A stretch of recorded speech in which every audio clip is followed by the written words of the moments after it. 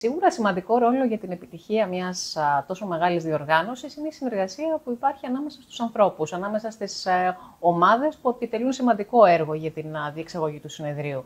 Θα ήθελα λοιπόν να μας πείτε λίγα λόγια για τη συνεργασία μεταξύ του Προέδρου της Επιστημονικής Επιτροπής και των υπολείπων μελών της Οργανωτικής Επιτροπής του Συνεδρίου. Γενικά έχουμε μια πάρα πολύ καλή συνεργασία. Προσωπικά πιστεύω πάντα στην δύναμη της ομάδας. Αλλά επίσης πιστεύω ότι ο πρόεδρος ενός συνεδρίου, που είναι ο καθηγητής που κάθε οδοντιατρική σχολή μας δίνει για το κάθε συνέδριο, πρέπει να έχει τον πρωταρχικό ρόλο και να δίνει το στίγμα του σε αυτό το συνέδριο. Με αυτό λοιπόν το σκεπτικό, πάντα το Διοικητικό Συμβούλιο της Ελληνικής Οδοντιατρικής Ομοσπονδίας, τουλάχιστον από το 2019 και μετά που έχω τη τιμή να εκπροσωπώ από τη θέση του Προέδρου, δίνει τον πρωταρχικό ρόλο στον Πρόεδρο της Επιστημονικής Επιτροπής.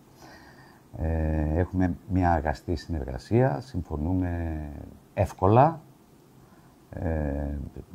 Μου αφήνουν, θα έλεγα, οι πρόεδροι με τους οποίους όλους έχω γίνει φίλος όσο συνεργαζόμασταν και νομίζω είναι σημαντικό αυτό.